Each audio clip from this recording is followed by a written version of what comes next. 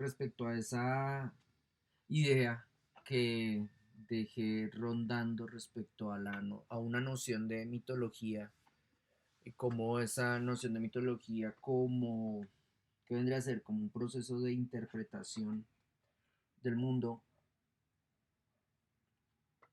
donde no solamente los artistas se hayan implicados, sino también personas del común que podrían asumir de cierta manera la posibilidad de hacer su interpretación del mundo y proponérsela a otros. Esa idea de mitología iba a, se activó más bien dentro de este proceso como inicial de consolidación del pensamiento moderno respecto a la manera en que hablar sobre el mundo que se vive, representar, más bien, representar el mundo que se vive, era un ejercicio bastante cercano a la producción artística y de hecho podría ser la estructura, el pivote fundamental de la labor de producción artística. Y básicamente en esa definición de la labor del artista como observador, podría decirse como, para que lo dejemos redondeado ya, pero esta definición no se va a quedar allí. Ese artista como sujeto que da versiones sobre el mundo va a ser un artista que entonces no se va a limitar solamente a hacer las imágenes que se le piden, no solamente en el momento en que se le piden, sino que las va a hacer cuando quiera y donde quiera, estableciendo una afirmación de su ejercicio como, como un despliegue de libertad. Tengo la libertad de decir y hacer lo que quiera cuando quiera. A despecho de, aquí viene como la eterna tensión a nivel producción de arte, autonomía artística, dependencia económica, a despecho de que por decir lo que quiere cuando quiera, perfectamente puede empezar a despreciar a sus patronos o a ciertos patronos porque considera que no comprenden el arte que él hace, no son una audiencia lo suficientemente eh, cualificada para entender lo que hace o por sus mismas vinculaciones, no sé, por pertenecer a ciertas élites, ni siquiera van a comprender lo que el artista dice. En ese sentido, entonces, la construcción de una mitología respecto al rol del artista, por ejemplo, va a ser muy importante en este desarrollo histórico. Este artista, entonces, va a generar una mitología respecto a cómo se entiende así en el mundo, en ese mundo en cambio, en ese mundo en constante cambio, más bien, en ese mundo donde hay verdades difíciles de asir, verdades que se niegan a la interpretación espontánea y evidente, sino que exigen una labor de reflexión mucho más concentrada, más fuerte. Entonces, ese artista va a explorar en su lenguaje y en la manera en que mira la naturaleza, va a hacer una exploración de símbolos, va a buscar nuevos símbolos, va a encontrarlos y en muchísimos casos se va a comprometer con esos símbolos que encuentre. Digamos, ahorita que terminaba la sesión de Humanidades 3, hablando del futurismo, para el caso de los futuristas que vendrían a ser como artistas que desarrollan la idea de enamoramiento respecto a la máquina y la velocidad como símbolos, para los futuristas un símbolo de representación de esa nueva filosofía del mundo que ellos estaban viendo podría ser el motor, la máquina en funcionamiento, el automóvil. Y el automóvil o el motor como imagen que representaría de manera adecuada ese mundo de novedad constante, ese vehículo podría anteponerse a imágenes provistas por la tradición histórica para generar por oposición un choque y a partir de ahí, sobre todo desde la perspectiva futurista, lograr que el automóvil se imponga sobre la escultura antigua, por lo tanto, lograr que el automóvil se convierta en símbolo de la cultura presente, por lo tanto, incluso lograr que el automóvil reemplace a la cultura del pasado. Digamos que en ese sentido también habría una redefinición de la idea de belleza Y Gutiérrez Girardot es mucho más explícito, él habla de una redefinición de la creación, perdón, de un nuevo culto a la belleza, donde bello no es lo que se determinaba como bello a partir de la interpretación académica, es decir, bello eso que se apegaba al canon o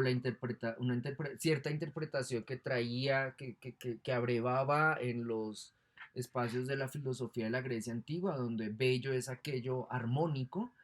sino que en esta transformación respecto a la manera en que se mira el mundo, el poeta y el artista van a proponer la posibilidad de acceder a nuevas formas de belleza. Yo creo que en ese sentido, por ejemplo, la transformación de la percepción del mundo respecto a qué se consideraba bello antes y qué nuevos elementos paso a considerar bellos ahora. Si antes por ejemplo, la traducción de ideas de belleza a la representación de virtudes se daba a través, por ejemplo, del cliché de acudir al cuerpo femenino joven saludable, eh, esa pretensión, ¿cómo se podría transformar si yo, por ejemplo, como artista que estoy viendo las transformaciones de mi sociedad y estoy viendo una invasión, por ejemplo, de máquinas en mi contexto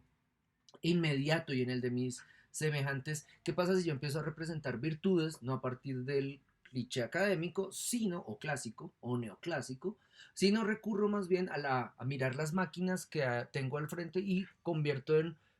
elemento de representación de virtud, ya no una mujer portando una balanza con los ojos tapados para dar cuenta de la idea de justicia, sino voy a recurrir, no sé, a mostrar un bombillo. ¿Con qué me comprometo como artista al establecer esa definición? ¿Qué tengo que hacer además de proponer la imagen? Y es argumentar por qué propongo esa imagen. Y, por supuesto, ¿qué tengo que hacer de manera permanente respecto al modo en que yo estoy viendo el mundo y dando cuenta de él? Es decir, voy a comprometerme en una búsqueda experimental de símbolos nuevos. Voy a reemplazar, por ejemplo, la imagen de justicia de la mujer con los ojos tapados por un bombillo. Perfecto. En ese sentido voy a declarar una cierta noción de belleza en torno a la representación de ese objeto de procedencia industrial en reemplazo del cuerpo de la mujer, y para hacerlo debo construir una teoría propia. Este último elemento es el que más me llama la atención porque es un elemento que se le suele quitar a los artistas, que de manera corriente se le suele quitar a los artistas previos al arte contemporáneo. Pareciese que los artistas, dentro de cierta vulgarización de la representación del rol del artista en la modernidad, pareciese que el artista solo escribió sobre su arte de la década de 1970 en adelante. Pareciese que antes, axiomas como el de Marcel Duchamp, donde él repetía la afirmación de Bruto como un pintor, pareciera que ese axioma hubiera triunfado y durante el auge de esta modernidad que les estoy mostrando, los artistas fueran simplemente sujetos que producían imágenes y absolutamente analfabetos o incapacitados para hablar sobre ellas. Eso es falso. Eh, por más que dentro del relato mediático de cómo comprender al artista moderno se nos enseñe que el artista moderno es sobre todo pasión, y sobre todo pasión en vez de reflexión, el, la afirmación que establece Rafael Gutiérrez Girardot, con la que estoy bastante, supremamente de acuerdo, es que el artista teorizaba permanentemente, constantemente sobre lo que hacía. En ese teorizar, básicamente lo que proponía este artista era un diálogo con sus iguales, por supuesto, con quienes le entendieran, proponer un diálogo respecto a lo que hacía para conformar mejor sus ideas, conformar mejor sus experimentaciones, definir mejor esos nuevos símbolos con los cuales estaba ensayando para dar versiones sobre su imagen del mundo, pelearse con esos colegas también, pelearse con esa audiencia y en un constante dialogar, traducir, por ejemplo, a imagen los resultados de sus reflexiones. En ese sentido, me gustaría mucho que cuando ustedes se acerquen a estos artistas modernos, no se queden solamente con la idea, aunque eso va a ser predominante en esta presentación, sobre todo en su etapa final, no se queden solamente con la idea de artista moderno igual, borracho atribulado y borracho que hace poesía o borracho que hace arte. Complementen esa imagen, porque no estoy diciendo acá que no fueran adictos, complementen esa imagen con el hecho de que ese artista, ese poeta, permanentemente iba a estar entregado a la idea, a la reflexión en torno al tipo de arte que hacía, al tipo de arte que hacían sus colegas, y en esa constante, y como resultado de esa constante entrega, ese artista producía documentos donde quería donde quería, perdón, registrar, poner pasar a limpio, pues, el resultado de sus divagaciones. Artistas que escribían, que a mí me parecen fundamentales para la producción, para la comprensión de su producción. Digamos que en el caso europeo,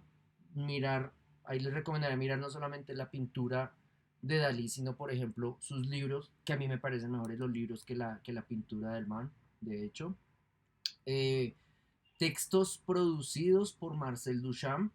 donde él reflexionaba en torno a la idea de ready-made, en torno a la idea de hecho, a las diferentes versiones que él le daba al ready-made, cómo lo definía desde diferentes puntos de vista. Eh, Tomen por favor y leanlos con mayor respeto del que se nos han presentado las cartas a Teo que escribía Vincent Van Gogh, no solamente para que ustedes tengan ahí como el testimonio de un loco atribulado, sino que vean más cómo ese artista se reconoce a sí mismo como productor de imagen, cómo reconoce a su audiencia, cómo reconoce las imágenes que hacía, cómo teorizaba sobre el proceso en el que se hallaba imbricado. Busquen, por ejemplo, producción literaria autobiográfica, en el caso, la obra de García Lorca, también. En el caso colombiano, digamos que Rafael Pombo, con el que ya han trabajado, o José Asunción Silva, podrían funcionar muchísimo. Y digamos que ahí lo que ustedes pueden ver es a unos sujetos que no solamente son vividores, vividores en el sentido de que no se introducen de pleno en la sociedad del trabajo, en la sociedad de donde se invierte el tiempo de la vida despierta en hacer actividades para otros y después recibir dinero por ello, sino que estos sujetos se alejaban de esa práctica para imponer una propia ética y en la imposición de esa propia ética definían, creían que estaban definiendo incluso su noción, la manera en que entendían la libertad, su propia libertad, pagaban un precio, el de la pobreza material generalmente, pero a cambio obtenían unos, unas satisfacciones que según ellos o para ellos valdrían la pena. En ese sentido, esas personas respecto a la sociedad jurídico-administrativa convencional, esas personas serían supremamente inviables. Por ejemplo, un artista que es de estos modernos que está reflexionando en torno a nuevos, a una búsqueda experimental de nuevos símbolos, si este artista considera que la blasfemia es una estrategia para hablar, es una estrategia efectiva para hablar de nuevos símbolos o para dar, para proveer de símbolos distintos a a otras categorías que ya poseían símbolos, este artista puede asumir que la blasfemia puede ser súper efectiva para traducir esa nueva interpretación que él quiere dar a entender, y ese artista sabe que a pesar de imponer su símbolo blasfemo, digamos, quiere representar la idea de patria y en vez de representar a la patria como una mujer adulta, vestida como se idealizaba a los antiguos griegos, con una corona de laurel, portando, no sé, la bandera colombiana donde el color amarillo va arriba, ese artista considera que va a dibujar a una mujer moribunda, enferma de sífilis, con gonorrea en su boca, con una corona de llano de laurel, o una corona de laurel seco, con la bandera al revés para demostrar la corrupción de la idea de nación en la actualidad por, por sus gobernantes. Entonces, al hacer esa imagen, sería una propuesta experimental de un nuevo símbolo. Poner a circular esa imagen le pondría en riesgo, en el caso colombiano, la vida del artista, la de su familia, la de su herencia y la de la universidad donde estudió. Aquí matan al tipo y arrasan hasta con el nido de la perra. Entonces, ese artista, en términos de cálculo, cálculo ciudadano, cálculo civil, lógico, no es consecuente. Ese artista dice, yo quiero mostrarle a la sociedad colombiana cómo ahora mismo su representación como nación es esta, a pesar de que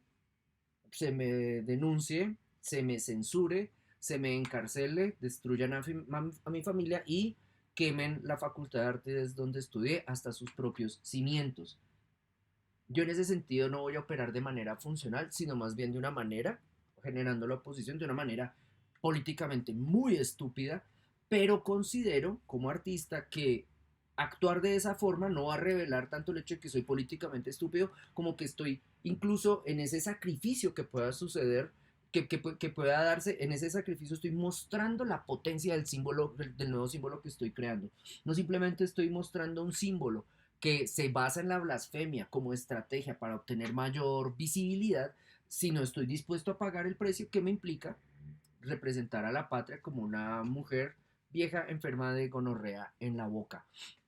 En ese sentido, este artista va a dialogar, sí, volviendo al punto de la teorización, va a dialogar constantemente con otros artistas, no para explicarles como, ay, Guillermo, ¿tú por qué haces esas imágenes? Tú lo que quieres es que te metan a la cárcel. Piensa en tu familia, piensa en tus compañeritos de estudio. Nosotros queremos volver a estudiar en la SAP, no hagas que nos la quemen, sino que más bien en vez de la conciliación en términos de domesticación de la idea, lo que va a hacer este artista y sus colegas es reflexionar respecto a las implicaciones no tanto de las consecuencias que le va a traer esa imagen, sino de la continuidad que pueda tener esa imagen. Es decir, esos artistas no van a estar pensando como, Anika Guillermo, te van a meter a la cárcel por haber publicado esa caricatura de la patria como mujer con gonorrea en la boca. Vamos a hacer una vaca para que te exilies de acá y huyas de la persecución del Estado, sino más van a estar pensando como, bueno, ¿y ahora qué sigue? ¿Ahora qué representamos? Si vieron lo que hizo Guillermo con esa imagen y el efecto que logró, el escándalo que despertó, la ira que despertó en su contra, ese es el camino. ¿Cómo vamos a hacerle nosotros? ¿Hacemos una obra de teatro, por ejemplo, a partir de esa caricatura? ¿O generamos una producción iconográfica relacionada para mostrar que en Colombia no solamente está corrupta la idea de nación, sino por ejemplo la idea de presidencia, la idea de representación política, la idea de respeto a las decisiones tomadas en las votaciones democráticas? Esa teorización y el resultado de ese diálogo van a estar marinados con licor,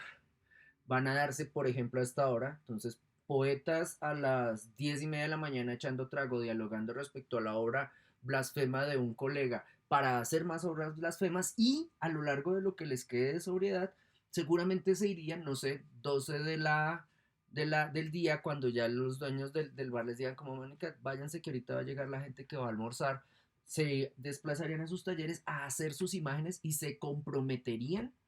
de manera clara y directa con la realización de esas imágenes y con teorizar sobre esas imágenes, con producir documentos en torno a la manera en que piensan esas imágenes. Sobre todo porque consideran que en ese actuar ese artista estaría dando ese artista y ellos estarían dando cuenta de una nueva idea de belleza. En el sentido de esa imagen que representa a Colombia como mujer con gonorrea en la boca, la idea de belleza ya no, es tanto, ya, no está ya no está dada en torno a la imagen como tal, sino más respecto a los efectos que esa imagen pueda tener en el tejido social, a la capacidad de movilización que esa imagen tenga en ciertos contextos. En ese sentido, la lucha por definir la belleza, en el caso de esta etapa del modernismo, esa lucha se va a dar de manera permanente en múltiples escenarios. Rafael Gutiérrez Girardot va a destacar para 1900 la figura de José Enrique Rodó en una publicación que se llama Ariel, que es básicamente un documento. Creo que sí, algunas personas del curso lo han leído, lo leyeron en términos de documento de vocación pedagógica. Sin embargo, en Ariel no solamente se presenta eso, no se dan como pautas respecto a la cualificación espiritual, sino, y es por donde me voy a ir, que es la ruta que marca Rafael Gutiérrez, en Ariel va a haber sí un reconocimiento de la pedagogía como una forma de formar, de esculpir, incluso yo lo pondré en términos plásticos, de esculpir el espíritu. Pero esa intervención sobre el espíritu se va a dar a través de una definición de belleza, donde esa definición de belleza va a traducirse en la demostración de que hay una elevación racional, una elevación del sujeto que por efecto de educación comprende de mejor manera nociones de verdad y de belleza. Básicamente el pedagogo va a ser responsable de mostrarle al sujeto diferentes definiciones de belleza para que el sujeto pueda encontrar la que le sería más adecuada, la que le sería más afín, pero ese pedagogo va a estar pendiente de la respuesta que dé el sujeto. Entonces, si el sujeto se va por una vía por donde el pedagogo considera que no se está haciendo la interpretación correcta, este pedagogo va a acercarse y le va a decir, compañero, calma, venga para acá, esa interpretación de belleza que usted está haciendo, esa no es tan adecuada. Venga, lo reconduzco hacia la interpretación de belleza canónica. En ese sentido, yo creería que todavía el ideal del canon y de la valoración del juicio sobre lo bello en torno a ejercicios de tradición, es decir, bello es lo que a mí me enseñaron que era bello, va a operar y se va a reiterar. En ese sentido, yo no lo veo tan liberador ese procedimiento, más que como un procedimiento de aprendizaje de cánones respecto a la tradición y su reflejo en la manera en que las personas que se han sometido a este ejercicio pedagógico lo podrían demostrar. De hecho, continuando por esa vía y en la manera en que Rafael Gutiérrez Girardot va a extender el ejercicio de estos poetas a la configuración de nuevas naciones o de nuevas imágenes de nación a lo largo a los comienzos del siglo XX en América, Latinoamérica sobre todo. eh, Gutiérrez Girardot va a destacar cómo en muchísimos de nuestros países la labor pedagógica, más bien la teorización respecto a la educación de las masas, de la educación de grandes grupos poblacionales, iba a estar más en manos de poetas. A mí me llama la atención, por ejemplo, en ese sentido, cómo de Rafael Pombo solemos conocer más sus poesías infantiles, sus fábulas, sus moralejas, como vehículos no tanto de cualificación literaria, como que memorizamos Rin Rin Renacuajo no porque sea un poema bello o sonoramente bello, sino sobre todo se nos enseña en etapas básicas de nuestra educación como un vehículo de educación moral. No, hágale caso a la mamá. Si no se le hace caso a la mamá y sale a las 10 de la mañana a jartar con los amigos, puede que a mediodía se lo trague un ganso. No ponga en riesgo su vida por no hacerle caso a su mamá. Sea juicioso. Miren esa y miren otras. La pobre viejecita que es súper ambigua respecto a la noción de propiedad privada y acumulación. La de Simón el Bobito, que uno no sabe si se está describiendo a un sujeto que opera de manera idiota dentro de una sociedad que no comprende, o más bien un sujeto que responde a la idiotez de la sociedad en la que se desenvuelve con idiotez. En ese sentido, Simón el Mojito podría ser incluso un artista, un performer vanguardista. Eh,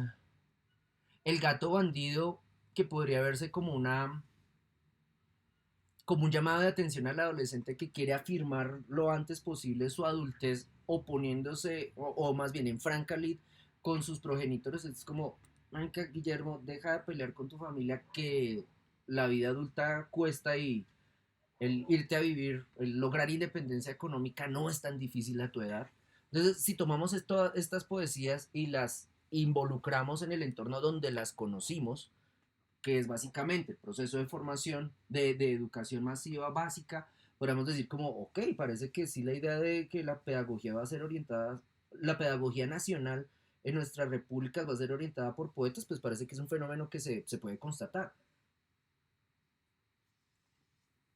Si a ustedes ya no les pasó por el espacio generacional en el que estén, porfa pregúntenle a sus padres, que están más en mi espacio generacional,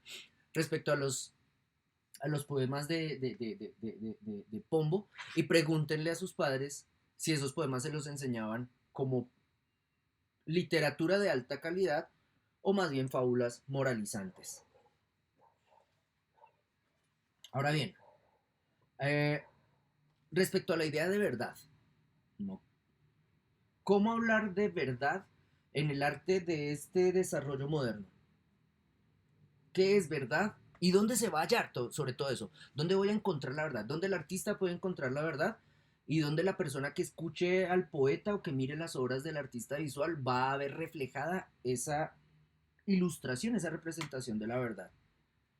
Entonces va a haber verdad en tres entornos. Digamos que esta afirmación va a ser una afirmación que Rafael Gutiérrez Girardot va a recuperar de Hermann Bahr, Bohr, no sé cómo se pronuncia, donde se va a definir el arte que está apareciendo en esa época a partir de la ubicación de su verdad en tres partes: en el cuerpo, en los sentimientos y en los pensamientos. De hecho, esa idea de verdad en el cuerpo o verdad en los sentimientos o verdad en los pensamientos puede tener múltiples extensiones. Digamos que la extensión fascista autoritaria respecto a la verdad localizada en el cuerpo puede traducirse en la aparición y en la implementación, por ejemplo, de la educación, de la denominada educación corporal, de la denominada gimnasia incorporada en espacios de pedagogía, como las clases de educación física, pues, para ponerlo en colombiano, como un proceso no de distracción uso del tiempo libre, sino un proceso de disciplinamiento del propio cuerpo, sometiéndolo a la ejecución reiterada de ciertas actividades, como, no sé, digamos que voy a hablar como una persona que fue maldecida con un estado físico de mierda. Entonces, cuando a mí en el colegio me ponían en educación física a dar, no sé, durante una hora darle vueltas al hijo de puta colegio, pues yo como no tenía estado físico decía, qué puta mierda, esto es una tortura, ¿para qué me ponen a hacerlo? Y lo hacía, porque si no lo hacía perdía y siempre perdía el año por educación física, por puto obeso. El problema ahí es que mi molestia no lograba trámite en el colegio, pues porque a mí me tocaba rendir. Es decir, si todo el curso sí era capaz de dar las 200 vueltas al colegio que dieran, pues yo tenía que medírmelo. Pero en mi caso, mi inoperancia, mi incapacidad física para lograr ese desempeño me impedía obtener el nivel de rendimiento que ellos obtenían. De hecho, yo era reconvenido por tener un estado físico de mierda y en esa época no fumaba, por ejemplo. O sea, ahorita cómo estaré. Entonces era reconvenido por mi estado físico de mierda y la retórica bajo la cual se me llamaba la atención era la lógica de educación del cuerpo, como que es necesario cumplir con esta labor. Era una cuestión muy moral, de hecho. Es necesario que usted cumpla con esta tarea de fatigarse y terminar vomitando hasta las vísceras porque tiene un pésimo estado físico. Es necesario que cumpla con esto, Guillermo, porque ahí podemos encontrar, podemos desarrollar, podemos cualificar su desempeño físico. ¿No? Siga entrenando, mijo, que usted alguna vez la va a lograr y cuando lo logre va a ser mejor. Y de hecho, entre mis colegas de edad, entre las personas, sí, entre las personas de mi generación en el curso, ya la idea de competitividad, por ejemplo, de hecho ya no estaba dada en el sentido de voy a ser el mejor, voy a llegar primero, voy a hacerlo en el menos tiempo, en menor tiempo. No, de hecho la idea de competitividad en el caso de ellos ya tenía que ver con cumplir con el mandato de hacer los circuitos trotando en el colegio, pero entre ellos competir respecto a quien después pudiera cualificar mejor ese despliegue. Entonces, en educación física daríamos vueltas en el colegio como una labor de encontrar la verdad en nuestro cuerpo, de cualificar nuestro cuerpo, de tener un mejor desempeño físico, y dentro de los que más se destacaran, esos sujetos iban a destacarse en competencias donde, tan chévere que es el tejido social en los colegios, donde la recompensa que habrían de tener sería una preeminencia en su grupo y por supuesto hablamos los que teníamos mal estado físico y nos marginábamos socialmente y por ejemplo esos sujetos iban a triunfar en términos sociales. Podrían ser populares a partir de ese despliegue. Digamos que en nuestro caso, si lo comparan con ciertas narrativas de audiovisuales estadounidenses, en ese caso sería entonces como el capitán del equipo de fútbol americano que tiene una relación estable con la más bella de las porristas. En nuestro contexto sería más que como el capitán del equipo de banquitas. Puta. Sí, algo así. Pero entonces, digamos que esa idea de verdad en el cuerpo, insisto, aunque puede buscar recuperar o tratar o sostener la idea de que un cuerpo con un despliegue físico adecuado no solamente va a ser saludable, sino va a ser mejor, esa idea puede tener fácilmente una deriva fascista. De hecho, ahorita estoy pensando, ya que abrí mi corazón para contarles mi adolescencia de mierda, estoy pensando como mi obesidad actual por sedentarismo, por dedicarme mucho tiempo a esta labor, sentarme delante de la pantalla a leer o a dar clase, como cómo esa manera de cómo esa manera de comportarme es juzgada desde ciertos contextos como una actitud de desidia respecto a mi propia salud. Entonces, como, Guillermo, usted no sale a trotar, usted es súper sedentario, usted fuma y todo el tiempo está frente a la pantalla, usted se está haciendo daño. Y viene la reconvención, ¿ve? Como que el profesor de educación física se convirtió en redes sociales que me dicen que me mueva ahí, o personas del mundo real que me dicen que me mueva. Sí, esta idea de verdad en el cuerpo tiende a ser medio hijo de putica. Hmm. Ok, vámonos por el lado de la verdad en los sentimientos y la verdad en los pensamientos. Respecto a la verdad en los sentimientos, sobre todo lo que se buscaba, o lo que buscan estos modernos, es intermediar poco la relación que tienen con el mundo. Como no, más bien, considerar que manipular, que darle forma, que corregir mucho la idea que tenemos del mundo para, no sé, dibujar y borrar, dibujar y borrar, dibujar y borrar, dibujar y borrar una imagen para después mostrársela a la gente y decirles, esta es mi versión del mundo, en la acción de dibujar y borrar repetida, se induciría una traición, se estaría manipulando la verdad. Entonces, más bien, lo que nos tocaría a nosotros sería, vuelvo a la metáfora del artista como antena, deberíamos ser antenas sensibles ante el mundo que captamos lo que sucede en el mundo y rápidamente se lo ofrecemos a nuestros iguales, a nuestra sociedad. En ese proceso tratamos de no introducir, por ejemplo, y aquí viene entonces el juicio que los modernos tenían respecto al modelo clásico de la academia. No, vamos a interpretar el mundo sin meter tanto aprendizaje de tradición, sin meter tanto aprendizaje de técnicas y procedimientos académicos. Más bien vámonos por la espontaneidad, porque la espontaneidad, aquí se establecería una ecuación entonces, porque la espontaneidad va a determinar mayor nivel de verdad. Mientras más adapte la imagen de, no sé, voy a interpretar a un trabajador, un obrero. Me acerco al mundo, veo al obrero y empiezo a dibujarlo. Mientras más adecue la imagen de ese obrero al canon académico que yo aprendí, menos verdadera va a ser mi imagen porque entre la fisonomía de ese obrero y el canon académico que yo sé, voy a generar una traducción, una traslación, donde voy a terminar imponiendo mi criterio académico y voy a terminar dibujando a alguien que no es él. Estoy falseando la verdad. Respecto a la idea, entonces, respecto a la verdad de los sentimientos, parecería que la imagen que me provee esa realidad es mucho más, la imagen que me provee esa realidad va a ser mucho más cercana a la realidad si yo la interpreto poco.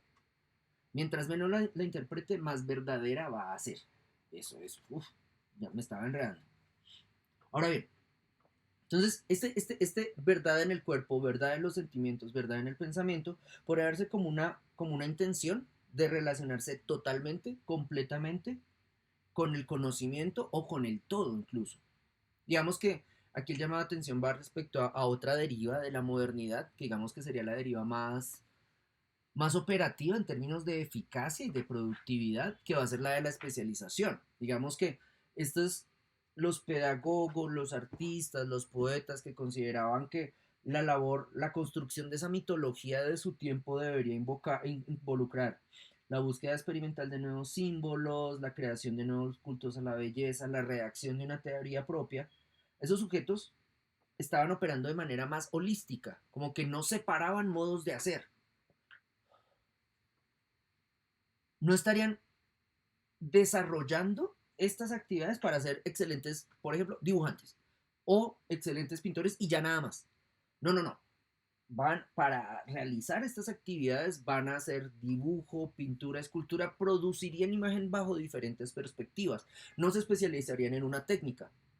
no se definirían por su especialización en una técnica. En ese sentido, estas personas para acercarse al mundo, para dar cuenta de ese mundo, van a acudir a al repertorio visual que sean capaces de hacer con lo que conozcan.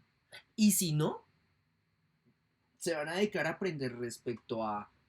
técnicas que ignoren para incorporarlas en su devenir como productores de imagen y a partir de allí dar mejor cuenta de la naturaleza del contexto social o, sí, social o cultural, perdón, que quisieran mostrar. En ese sentido, estarían demostrando que la búsqueda de la verdad no es una búsqueda parcelada, parcializada, donde yo busco la verdad como ingeniero y solamente como ingeniero, donde yo busco la verdad como biólogo y solamente como biólogo, donde yo busco la verdad como físico y solamente como físico. No. De hecho, si yo quiero buscar la verdad y pinto y escribo poesía y leo sobre teología también y leo sobre filosofía,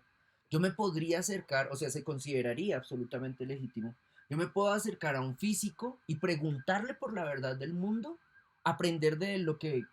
él me quiera enseñar o lo que yo le entienda, pues porque también uno es brutico para los números y por eso está en artes, ese es mi caso. Entonces, ¿cómo me acerco a ese saber del otro? Así sea, por ejemplo, un saber lógico racional, ¿cómo aprendo de él y qué incorporo de él en mi versión del mundo, en mi búsqueda de la verdad?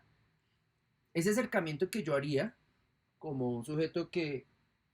busca comprender la verdad como un problema amplio y no más bien un problema de parcelas especializadas, va a ser una aventura arriesgada de conocimiento del todo, y como aventura arriesgada de conocimiento del todo, pues trae efectivamente sus consecuencias. Puede que mi interpretación del mundo respecto a la física, a partir del aprendizaje que tuve en dos conversaciones con un especialista, pues sea superficial, ingenua, incompleta, absurda, completamente cuestionable tanto por los practicantes, los especialistas físicos como mis colegas, pero no problemática en el sentido de que mi imagen del mundo no va a hacerle daño a otros. No estoy cometiendo un crimen por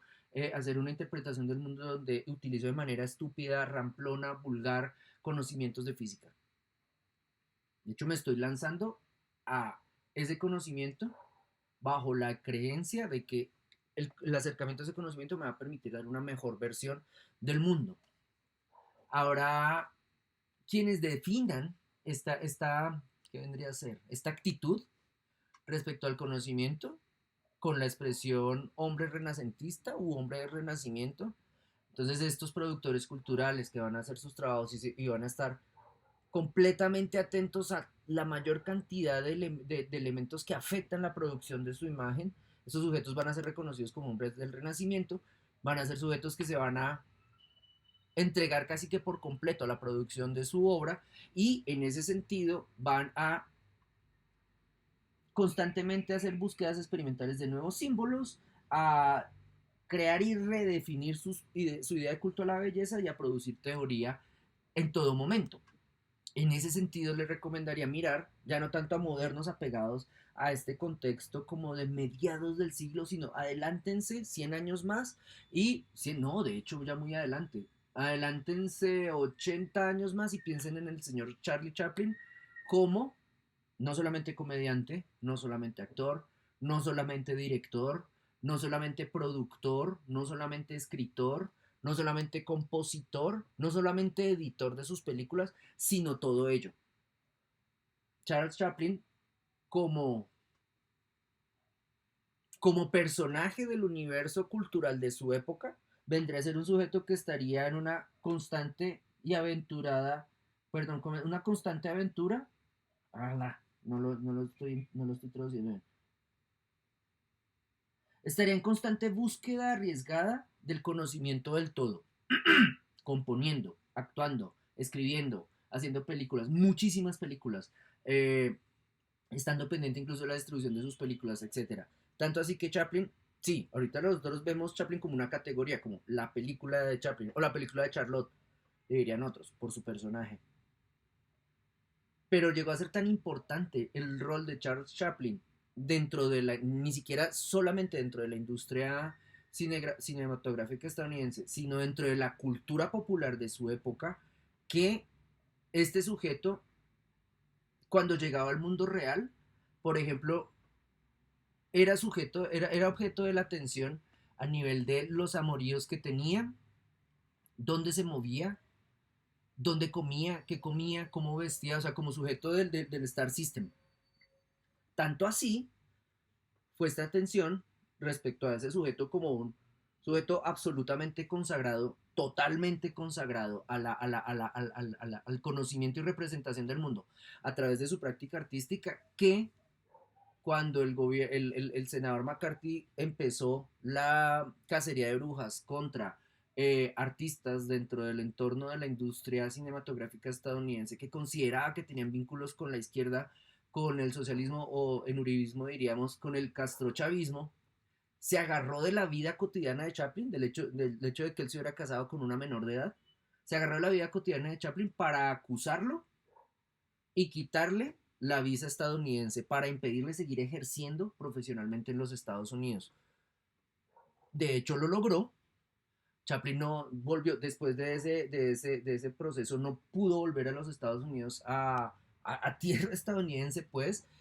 ni a recuperar sus propiedades, ni a seguir haciendo su arte, nada. Ahí el tipo, de hecho, es como desarraigado de su territorio porque dentro de la persecución a la que se le sometió, su vida cotidiana fue incluida como una causal de persecución y destrucción y finalmente sí esa acción determinó en gran medida la crisis creativa de este sujeto que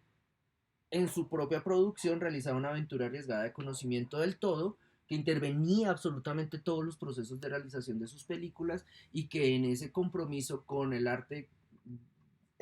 encontraba y teorizaba respecto a cierta idea de verdad que él